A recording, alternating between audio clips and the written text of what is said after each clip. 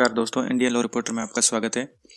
पिछले काफ़ी दिन से स्वास्थ्य खराब होने के कारण हम कोई भी वीडियो नहीं बना पाए थे। दोस्तों, इस बार सुप्रीम कोर्ट का गुजारा भत्ता जजमेंट जो रजनीश बनाम नेहा दिनांक 4 नवंबर 2020 को दिया गया है, इसमें सावधानियां और बचाव के तरीके, पति पत्नी और सुप्रीम कोर्ट की गलतियां हम नहीं निकाल सकते, इसलिए हम कमियों पर चर्चा करेंगे। दोस्तों, ये वीडियो हमारा पार्ट 6 है। यदि आपने हमारा पिछला पार्ट 5 यदि नहीं देखा है तो उसको अवश्य देख लेना, क्योंकि वह वीडियो इस गुजारा भत्ता के जजमेंट से रिलेटेड है और वह बहुत ज़्यादा काम आएगा। दोस्तों, इस वीडियो को आप ध्यान से देखना और इसको समझने की कोशिश करना। दोस्तों, सबसे पहले विषय सूची को हम देख लेते हैं। जजमेंट के तथ्य हम संक्षेप में चर्चा करेंगे। सुप्रीम कोर्ट की गाइडलाइंस की मुख्य बातें क्या है, इसके बारे में थोड़ा डिस्कशन करेंगे। सुप्रीम कोर्ट के जजमेंट की क्या कमियां हैं जो हमारे पॉइंट ऑफ व्यू से हमें लगती है, हम उस पर भी डिस्कशन करेंगे। पति की गलतियां क्या रही है, जो हमको जैसा महसूस हुआ वही हम आपको बताने की कोशिश करेंगे, क्योंकि हमने ना तो फाइल देखी है, ना ही हम जो भी जजमेंट के आधार पर जो हमको लगता है वही हम आपको बताएंगे। इस जजमेंट से पति को क्या लाभ होंगे और क्या लाभ हुए हैं, उसके बारे में हम थोड़ा सा डिस्कशन करेंगे। पत्नी की गलतियां आप ये कह सकते हो कि पत्नी की गलतियां नहीं, कमियां, जिसमें सुप्रीम कोर्ट की कमी भी हम मान सकते हैं, उसके बारे में हम थोड़ा सा जिक्र करेंगे। पत्नी की गलतियां क्या है उसके बारे में भी हम इस वीडियो में जिक्र करेंगे।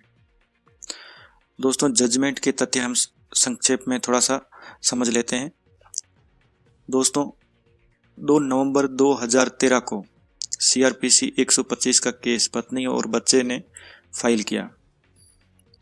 2 नवंबर 2013 को केस फाइल होने के लगभग 22 महीने बाद में 24 अगस्त 2015 को फैमिली कोर्ट ने यह आदेश दिया कि फाइल करने की दिनांक से लेकर 24 अगस्त 2015 तक हर महीने के हिसाब से पत्नी को 15,000 और बच्चे को 5,000 रुपये दिया जाएगा।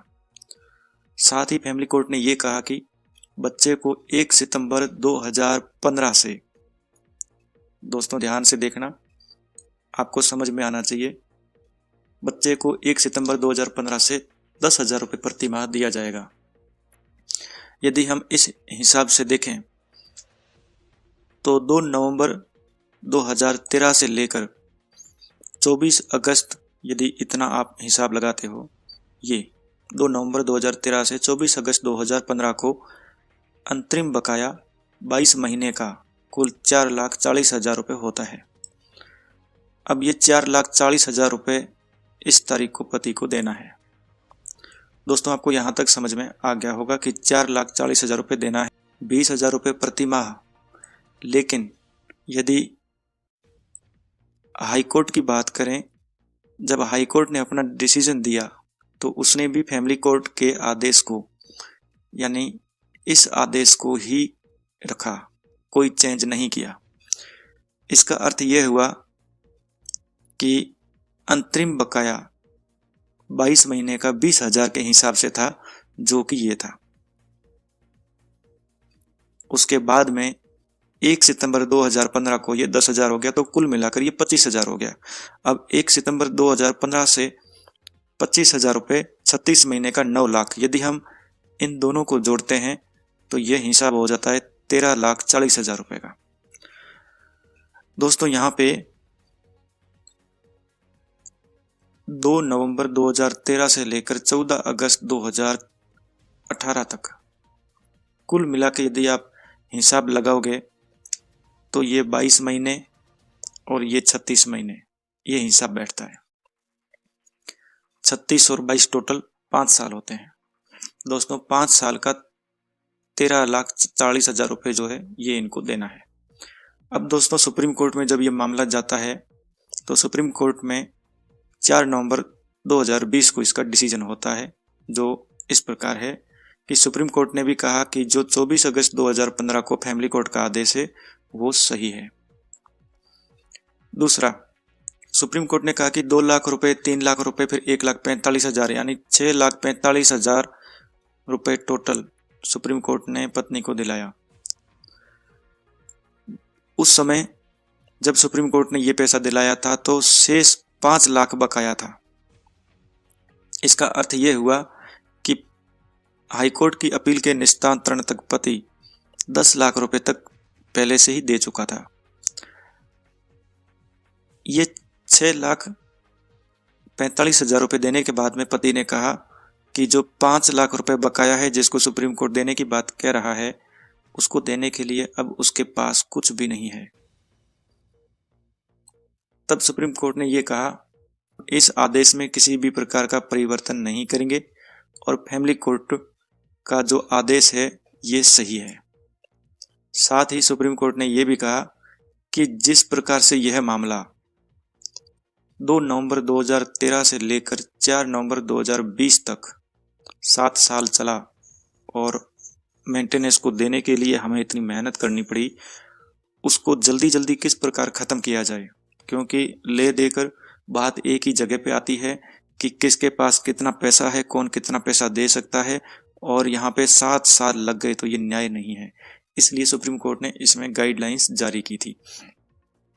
दोस्तों, यदि एक आप हिसाब जो छोटा मोटा हम लगा सकते हैं, इन 7 सालों में सुप्रीम कोर्ट ने जो ये पति दे रहा है वो टोटल है 20 लाख रुपए। दोस्तों, ये हमारे हिसाब से बहुत ही ज़्यादा है, क्योंकि सुप्रीम कोर्ट में भी पति ने ये कहा कि अब उसके पास देने के लिए कुछ भी नहीं है। आप समझ सकते हो कि यदि सुप्रीम कोर्ट में कोई इंसान ये कह देता है, सुप्रीम कोर्ट आदेश देता है नहीं आप पैसे दो नहीं तो आपको जेल भी हो सकती है, और वहाँ पर किसी भी इंसान की ऐसी हालत नहीं होती कि वो मना कर सके। लेकिन यदि वहाँ पर वह मना करता है कि मेरे पास अब पैसे नहीं बचे, तो आप मान लीजिए सच में उसके पास पैसे नहीं हैं। लेकिन यहाँ पर भी सुप्रीम कोर्ट ने कोई दखल नहीं दिया और उसने फैमिली कोर्ट के आदेश को सही मानते हुए पति को ये निर्देश दिया कि यदि आप पैसे नहीं दोगे तो family court contempt of court की कार्रवाई कर सकता है और पति को जेल भेज सकता है। यानी अंतिम स्टेज तक कितना शोषण हो सकता है उसके फेवर में सुप्रीम कोर्ट ने यह जजमेंट दिया है। अब इस जजमेंट से जो हमें लगता है कि ये पति के फेवर में ये जजमेंट नहीं था, ये जजमेंट महिला के फेवर में था। जो गाइडलाइंस है वो इसका अलग पार्ट है, उसका इस जजमेंट से कोई लेना देना नहीं है। जजमेंट सिर्फ एक आधार है, एक परिस्थितियां उत्पन्न करता है जिसको आधार बनाकर वो गाइडलाइंस जारी की गई है। दोस्तों, अब हम चलते हैं गाइडलाइंस के पार्ट पर और आपको बताते हैं कि गाइडलाइंस में हमारे लायक क्या है। मुख्य जो गाइडलाइंस दी गई है हम उसका जिक्र करेंगे। हम उस ए से के को पैरावाइज नहीं बता रहे हैं, हम जो मेन है आपको वही बता रहे हैं। गुजारा बता कि याचिका लगाने वाली याचिकाकर्ता जो कि सामान्यतः महिला होती है, गुजारा बता याचिका के साथ में एक शपथ पत्र पर अपनी आय व संपत्ति, आवश्यक खर्चे का विवरण निर्धारित प्रपत्र में कोर्ट को सूचित करेगी। प्रतिपक्ष को अधिकतम 2 अवसर देकर 4 सप्ताह यानी 1 महीने के अंदर आपको 2 अवसर दिए जाएंगे। उसके अंदर याचिका का जवाबमय शपथ पत्र पेश करना होगा। शपथ पत्र पेश होने के बाद अधिकतम 4 से 6 महीने में गुजारा भत्ता का आदेश करना होगा। ये कोर्ट के लिए दिशा निर्देश जारी किया गया है। अंतरिम गुजारा भत्ता प्रार्थना पत्र की दिनांक से देना होगा, ये कोर्ट के लिए आदेश दिया गया है। गुजारा भत्ता की याचिका लगाने वाली जो महिला है वह गुजारा भत्ता की जब याचिका लगाएगी तो एक शपथ पत्र पर अपनी आय, संपत्ति, आवश्यक खर्चे का विवरण एक निर्धारित प्रपत्र में कोर्ट को सूचित करेगी। जो ये निर्धारित प्रपत्र है ये सुप्रीम कोर्ट ने अपने जजमेंट में बताया है कि एफिडेविट का क्या प्रारूप होना चाहिए वो इसमें पहले से ही दिया गया है।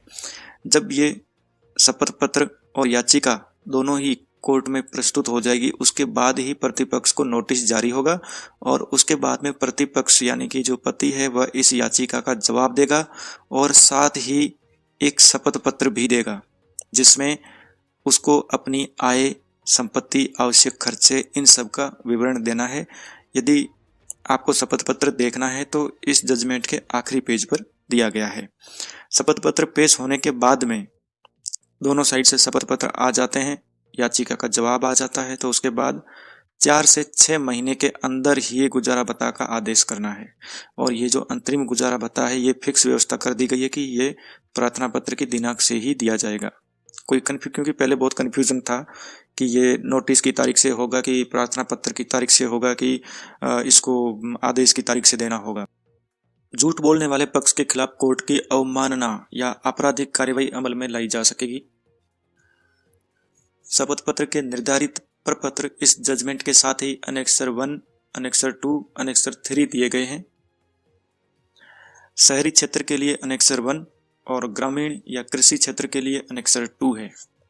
और दोस्तों जो अनेक्सर 3 है वह केवल मेघालय राज्य के लिए है। दोस्तों ये जो अनेक्सर 3 है ये मेघालय राज्य के लिए इसलिए है क्योंकि यहाँ पर जो बड़ी बेटी होती है उसको परिवार का मुखिया माना जाता है और वहाँ पर महिला ही मुखिया है, तो इसलिए इसको अलग तरीके से अनेक्सर को दिया गया है। प्रत्येक फैमिली कोर्ट में निपुण व प्रशिक्षित मैरिज काउंसलर की नियुक्ति अनिवार्य रूप से करने के आदेश दिए गए हैं। इसमें मस्ट शब्द का प्रयोग किया गया है, इसका मतलब है कि अवश्य ही की जानी चाहिए। दोस्तों जो हमें लगता है कि सुप्रीम कोर्ट के इस आदेश की क्या कमियां हैं, वैसे सुप्रीम कोर्ट के आदेश की कमियां हम निकाल नहीं सकते कि सुप्रीम कोर्ट है, लेकिन हम अपने विचार से जो हमको लगता है वो कमियां हम देख लेते हैं। यदि आप इनसे सहमत हैं तो आप हमें कमेंट करके बता सकते हैं।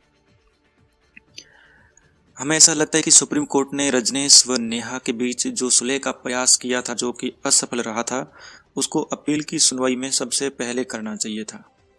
क्योंकि दोस्तों होता क्या है, जब तक पति पैसा नहीं देता है तब तक उसके मन में सुलह के जो एक भावना होती है वो रहती है और उस समय तक दोनों पक्षों में सुलह की भावना होती है और राजीनामा बन सकता है। लेकिन जब एक बार पैसा जाना शुरू हो जाता है तब सुलह के जो अवसर है वो खत्म हो जाते हैं। सुप्रीम कोर्ट ने यहाँ पर हमें लगता है कि सबसे पहले पैसा दिलवाने पर जोर दिया और बाद में जब पति ने कहा मेरे पास पैसा नहीं है तब उसने सुलह के लिए जो मीडिएशन में फाइल भेज दी। यह एक उचित कदम नहीं था, हमें ऐसा लगता है। सुप्रीम कोर्ट ने पेज 44 पैरा 4 और पेज नंबर 49 के बीच में एक विस्तृत अध्ययन लिखा है, जबकि गुजारा भत्ता कितना हो इसका कोई निश्चित फॉर्मूला नहीं बताया है। भाई सुप्रीम कोर्ट है, ये बता सकता था। ऐसे कई जजमेंट थे जिनके ऊपर उसने रिलाई करते हुए यह जजमेंट गाइडलाइंस दी थी, तो फॉर्मूले के ऊपर भी गाइडलाइंस दी जा सकती थी जो कि इन्होंने नहीं दी है। यह सबसे बड़ी कमी नजर आती है। झूठा शपथ पत्र देने पर कोर्ट की अवमानना कार्यवाही को फैमिली कोर्ट के विवेक पर छोड़ दिया है। दोस्तों जो झूठा शपथ पत्र देने पर कोर्ट की अवमानना कार्यवाही को सामान्यतः दोस्तों हम जितना भी देखते हैं कि इस प्रकार की जितनी भी कार्यवाही होती है वो महिलाओं के खिलाफ नहीं होती है, पुरुषों के खिलाफ जल्दी हो जाती है। और कई ऐसे छेद पूजक जज बैठे हैं जो महिलाओं के खिलाफ कोई कार्यवाही नहीं करना चाहते लेकिन पुरुषों के खिलाफ कार्यवाही करने के लिए तैयार बैठे हैं। ऐसे उतावले जज आपको कई बार फैमिली कोर्ट में मिल जाते हैं। दोस्तों इस जो हमारा ये पॉइंट नंबर 2 है कि कितना क्वांटम होना चाहिए, कितनी मात्रा में या कितना गुजारा भत्ता दिया जाना चाहिए, तो इसके लिए आप हमारा पार्ट 5 जो है वो वीडियो देख सकते हैं। उसमें अच्छा एक बहुत ही शानदार अध्ययन है उसमें, और जजमेंट भी उसी के बेस पे आया था कि पति की जो सैलरी है, जो कुल वेतन है, उसके 5वें हिस्से से ज़्यादा वेतन के 5वें हिस्से से ज़्यादा गुजारा भत्ता नहीं होना चाहिए। तो दोस्तों इसको भी इसमें कवर किया जा सकता था। 7 साल तक चली गुजारा भत्ता कार्यवाही में सब कुछ पति पर दोषारोपण किया, जबकि फैमिली कोर्ट व हाई कोर्ट जो बॉम्बे हाई कोर्ट है वो भी बराबर के जिम्मेदार थे, लेकिन इसमें सुप्रीम कोर्ट ने किसी को जिम्मेदार नहीं माना। लंबी कार्यवाही के लिए पति को ही जिम्मेदार मानते हुए उसी पर दोषारोपण किया। फैमिली कोर्ट में नियुक्ति के लिए पीठासीन अधिकारी को भी काउंसलर की तरह विशेष प्रशिक्षण व अनुभवी होना चाहिए। दोस्तों प्राय देखने में आया है कि कई बार फैमिली कोर्ट के जज भी बनता घर बिखेर देते हैं। तो दोस्तों क्योंकि जो फैमिली कोर्ट के जज है इनके पास भी कोई ज़्यादा विशेष अनुभव नहीं होता है, ये भी डीजे कोर्ट के होते हैं। कई बार जो जिला स्तरीय कोर्ट होते हैं वहाँ पे कोई आपराधिक मामलों की सुनवाई कर रहा होता है तो वो आकर के वहाँ पे फैमिली कोर्ट में बैठ जाता है तो उसको सारे पुरुष अपराधी नजर आते हैं। तो दोस्तों इस प्रकार की जो चीज़ें हैं इनको विशेष प्रशिक्षण की जरूरत है, और इनको विशेषतः जो हिंदू विधि है, नैतिकता है, परिवार का महत्व है, सामाजिक प्रणाली है, इनका प्रशिक्षण विशेष रूप से दिया जाना चाहिए। हमारा ये मानना है कि फैमिली कोर्ट में नियुक्ति के लिए कोई भी पीठासीन अधिकारी जिसको न्यायाधीश बोलते हैं उसको जैसे सुप्रीम कोर्ट ने इसमें कहा है कि काउंसलर को एकदम पूरी तरीके से प्रशिक्षित होना चाहिए, ट्रेंड होना चाहिए, ठीक उसी प्रकार पीठासीन अधिकारी भी ट्रेंड होना चाहिए। दोस्तों, इनकम टैक्स रिटर्न कभी भी किसी की आय के प्रमाणिक स्रोत नहीं होते। इस पूरे जजमेंट में जो हमने देखा कि पति ने एक ही पॉइंट उठाया था कि फैमिली कोर्ट ने 2006 के इनकम टैक्स रिटर्न्स को आधार मानते हुए ये जजमेंट दिया है। दोस्तों, हमारा भी ये मानना है, कई ऐसे जजमेंट है जिनमें यह कहा गया है कि इनकम टैक्स रिटर्न्स कभी भी किसी की आय का प्रमाणिक स्रोत नहीं होते। दोस्तों, इसके पीछे एक रीज़न है। जो लोग प्राइवेट काम करते हैं उनको कोई भी सरकारी बैंक हो या प्राइवेट बैंक हो वो लोन नहीं देता है, तो वो इनकम टैक्स रिटर्न मांगते हैं। तो कई बार ज़्यादा लोन लेने के लिए कि बैंक उनको ज़्यादा लोन देगा, वो अपनी इनकम को बढ़ा चढ़ाकर इनकम टैक्स रिटर्न में भरते हैं।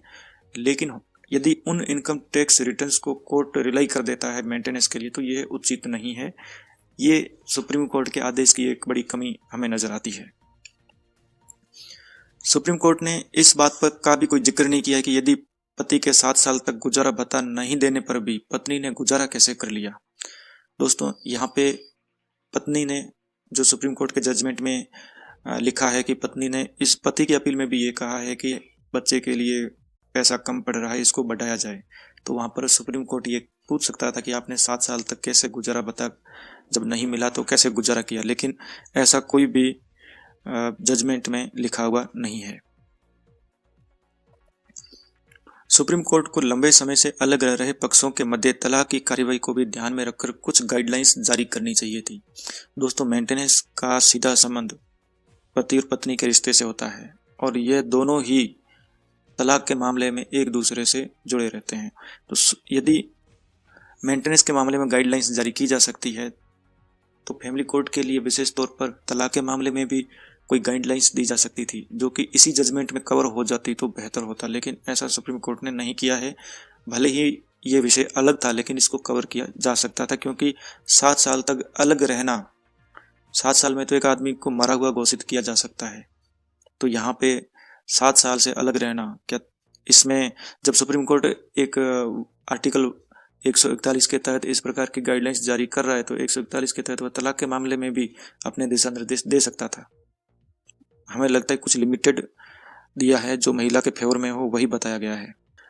दोस्तों, इस पूरे जजमेंट को और सुप्रीम कोर्ट के आदेश की कुछ कमियों पर विचार करते हुए हमें ये लगा कि यहाँ पर पति की भी कुछ गलतियां थी। थोड़ा सा प्रकाश डालते हैं। वैसे आप हमें कमेंट करके बता सकते हैं कि हम कितने सही हैं। अंतरिम गुजारा भत्ता को चुनौती देने के बजाय 125 सीआरपीसी की मुख्य कार्यवाही को जल्दी खत्म करने पर जोर देना था। दोस्तों, ऐसा हम इसलिए कह रहे हैं क्योंकि अंतरिम गुजारा भत्ता जब आदेश किया जाता है तो उस समय साक्ष्यों पर विचार नहीं किया जाता, और यहाँ पर सुप्रीम कोर्ट ने भी साक्ष्यों पर कोई विचार नहीं किया है। हमें यह लगता है कि अंतरिम गुजारा भत्ता को कभी भी सुप्रीम कोर्ट में चैलेंज नहीं करना चाहिए था। सुप्रीम कोर्ट में हमेशा 125 सीआरपीसी का अंतिम आदेश ही चुनौती देना चाहिए, हमारे विचार से, क्योंकि जो 125 सीआरपीसी का अंतिम आदेश होता है, जिसको हम फाइनल ऑर्डर कहते हैं, वह तथ्यों पर आधारित होता है, उसमें साक्ष्यों की विवेचना होती है। इसलिए हमें जो 125 सीआरपीसी का गुजारा भत्ता आदेश, जो फाइनल आदेश है, उसी को सुप्रीम कोर्ट तक लेके जाना चाहिए, यदि वह ज़्यादा आदेश हुआ है तो। हमें लगता है कि पति ने भारत देश की न्यायपालिका पर पूर्णतया भरोसा करके गलती की है, क्योंकि कभी कभी न्यायपालिका पर पूर्णतया भरोसा करना भी नुकसान दे सकता है। जब खुद के पास कोई संपत्ति नहीं है, बेरोजगार है, अधिक आदेश हुआ है, तो देने के बजाय कोर्ट की सजा ही बेहतर विकल्प होता है। दोस्तों, हमको ऐसा लगता है कि यदि कोई बेरोजगार है जिसके पास कोई संपत्ति नहीं है, पैसा सामर्थ्य से अधिक आदेश हो गया है, तो आप दीजिए ही मत, भले ही आप जेल जाने के लिए आदेश हो जाए तो तैयार होकर आप जेल ही चले जाएं, वो बेहतर होता है। क्योंकि एक न एक दिन आपको उस कंडीशन में जाके मीट होना ही है, तो फिर किस लिए देना। आप अपना कोई अलग से कुछ भी कर सकते हैं, देना जरूरी नहीं होता है। यहाँ पे आज के ज़माने में 100 रास्ते हैं। दोस्तों, हमें जो मुख्य गलती जो पति की लगती है वो यह भी लगती है कि बेहतर होता तलाक जल्दी करके फिर गुजारा भत्ता कम करवाते। दोस्तों, इस जजमेंट से पति को क्या लाभ हुए हैं, इस बारे में थोड़ा सा हम प्रकाश डालते हैं। आप कितने सहमत हैं, आप हमें कमेंट करके बता सकते हैं। यह गाइडलाइंस महिलाओं के फेवर में है, लेकिन एक प्रकार से पुरुषों की मदद करती है। मुख्यतः गुजारा भत्ता कानून का लक्ष्य खुद अपना जीवन यापन करने में असमर्थ पति से प्रताड़ित पत्नी को संबल देना है, किंतु इसका दुरुपयोग बहुत बढ़ गया था। बेरोजगार व मजदूरी करने वाले संपत्ति विहीन पति को इस जजमेंट से फायदा हुआ है। आपसी सहमति से तलाक लेने के मामले बढ़ने की पूर्ण संभावना भी है। महिलाओं के पक्ष में और पुरुषों, यानी यदि देखा जाए तो पुरुष पति ही होता है, उसके खिलाफ अनाप शनाप झूठ लिखने वाले वकीलों पर जिम्मेदारी बढ़ जाएगी। इस पर असर जरूर पड़ेगा।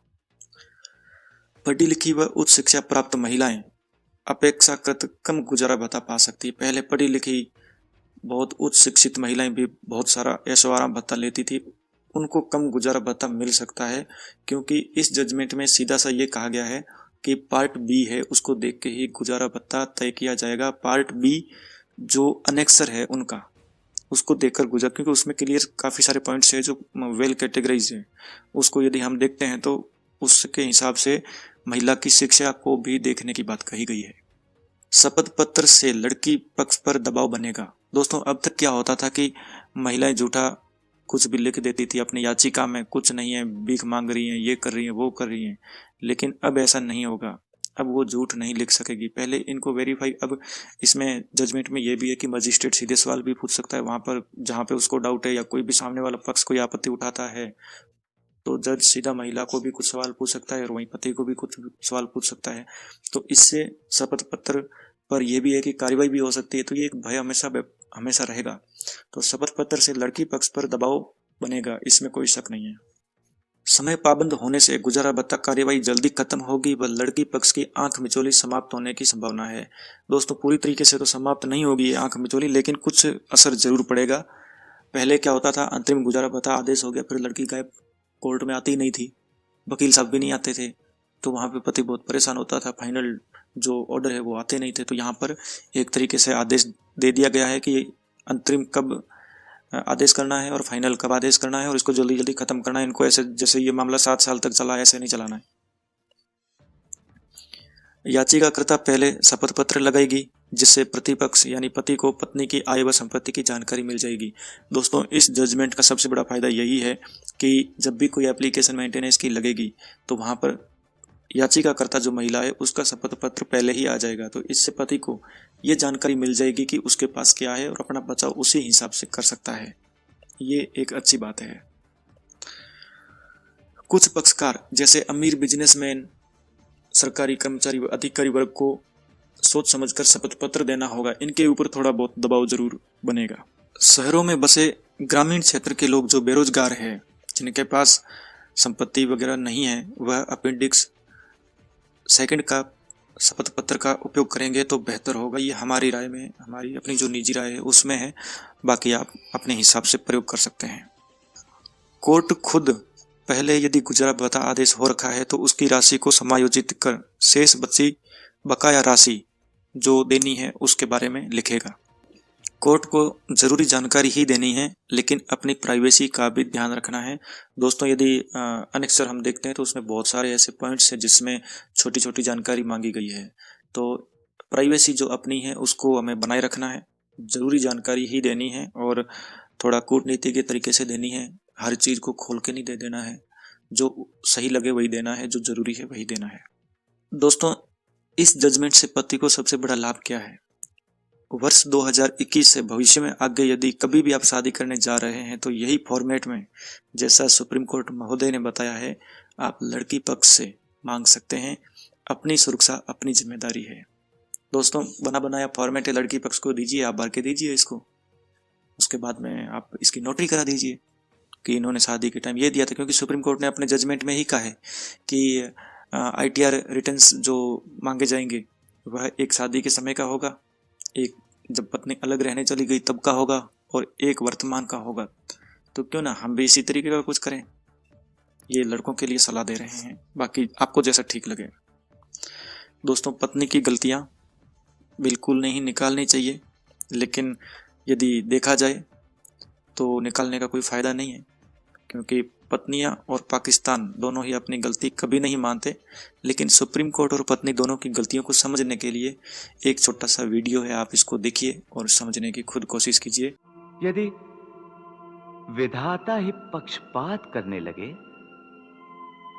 तो धर्म कहां रह जाएगा, न्याय कहां रह जाएगा।